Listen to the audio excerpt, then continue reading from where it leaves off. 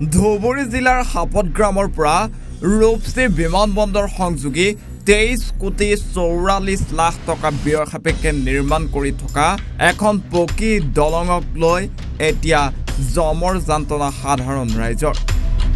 নিৰ্মাণ আৰম্ভ কৰাৰ 7 বছৰ পাৰ হৈ যোৱাৰ পিছতো দলংখনৰ মাত্ৰ 3টা খুঁটা নিৰ্মাণতে সীমাবদ্ধ হৈ আছে দলংখনৰ নিৰ্মাণ কাৰ্য, যাৰ বাবে সাধাৰণ ৰাইজে বিপদসংকুলভাৱে তুলুঙা নাৱেৰে কৰিব লগা হৈছে যাতায়াত। বিভাগীয় বিষয়া ঠিকাদাৰৰ ময়মতালি আৰু হেমাহিৰ বাবে দলং আৰু পথৰ নিৰ্মাণ সম্পূৰ্ণ নোহোৱাৰ অভিযোগ স্থানীয় ৰাইজৰ। হাপতগ্ৰাম ভেলাগোৱা পাৰ্ট 1 যিটো অঞ্চল লগত বালাপাৰা আছে, আমাৰ ইয়াত এইটো যে দলং দেখি আছে আপোনালোকে, এই দলংখন 5 বছৰ আগত অপেনিং হৈছে। বহুত চৰকাৰ আহি গ'ল, আমাক বহুতো আশা দি থাকে, আহিলে ইয়াত মিটিং চিটিং কৰে যে আমি ব্ৰিজটো বনাই দিম, আমাক ভোট দিয়ক। এইবাৰো MP ইলেকশ্যন হৈ গ'ল। MP ইলেকশ্যনৰ আগতে আহি আমাকে UPPLৰ পৰা কৈ গৈছিল যে আমি এবাৰ আমাক ভোট দিয়ক, আমি ব্ৰিজখন বনাই দিম। আমি সকলোৱে মিলি ভোট দি তাক জিকাইছোঁ। UPPL চৰকাৰ হ'ল, লগতে BJP চৰকাৰ এংগেজ আছে। আমাৰ ব্ৰিজটো কিন্তু এতিয়ালৈকে হোৱা নাই। আমাৰ ইয়াত বহুত প্ৰব্লেম হৈ আছে। এই ভেলাগোৱা বালাপাৰা অঞ্চল আৰু পাহাৰ এৰিয়া মিনিমাম 20,000ৰ ওপৰত আমাৰ ৰাইজ আছে। অহা যোৱাৰ ক্ষেত্ৰত বহুত প্ৰব্লেম হৈ আছে আৰু আমাৰ শিক্ষা ক্ষেত্ৰৰ দিগতো আমাৰ ছাত্ৰ ছাত্ৰীবিলাকৰো বহুত অসুবিধা হৈ আছে।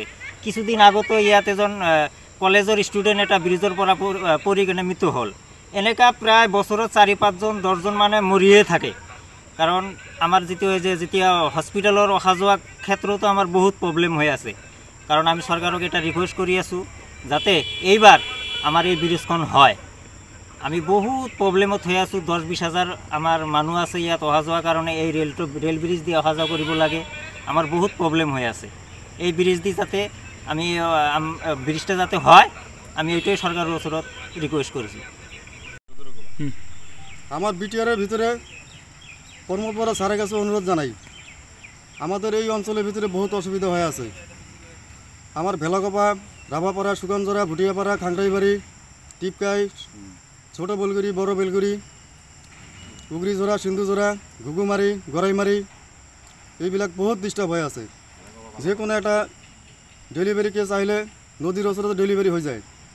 স্কুলৰ ছাত্ৰবিলাক যাব নোৱাৰে, ব্ৰিজৰ পৰা পৰি যায়। আজি 5 বছৰ পৰা ব্ৰিজটো হোৱা নাই। আজি বনাই দিম, কালি বনাই দিম, এনেকুৱা হৈ আছে। আমালোকে ক'ত যাম? অনেক ঠিকাদাৰ আহিছে, অহা পাছত কামটো নকৰে, লেপি চুপি কৰি গুচি যায়। কিন্তু এইটো মোৰ এটা প্ৰাৰ্থনা জনাওঁ যে আমাৰ বিটিআৰৰ যে আছে প্ৰমোদ বড়ো, তাক মই অনুৰোধ জনাইছোঁ যে ব্ৰিজখন হৈ যায়। এইটো মনোৰঞ্জন বৰ্ম কৰিছিল। কোনজন চৰকাৰ থকাৰ সময়ত এইটো কাম আৰম্ভ হৈছিল? এইটো DPF আছিল। এতিয়া আৰু কি ক'ম যে এতিয়া যি নতুন চৰকাৰ আহিছে সি বনাই দিব।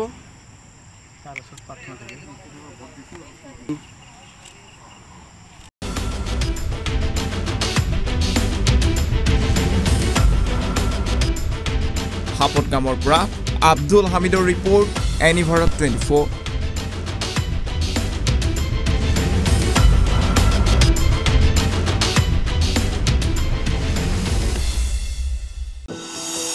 এনিভাৰত 24ৰ প্ৰথম প্ৰয়াস জুবিন গাৰ্গৰ গীতৰ প্ৰতিযোগিতা। জুবিনৰ গানে কি আনে?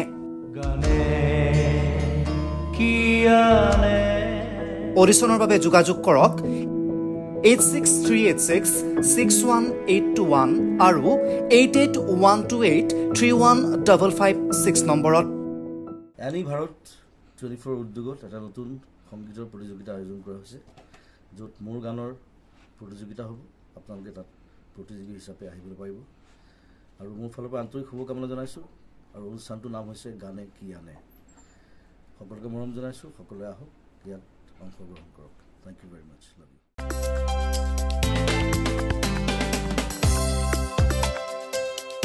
আপোনাৰ ঘৰখন আৰু অফিচ চালে চকুৰোৱাকৈ সজাওক।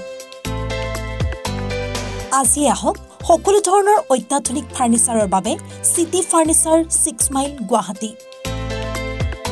আমাৰ ঠিকনা 6 মাইল পাঞ্জাবাৰী ৰোড, পুৰবী ডায়েৰীৰ সন্মুখত, গুৱাহাটী। আমাৰ যোগাযোগ নম্বৰ 9435013969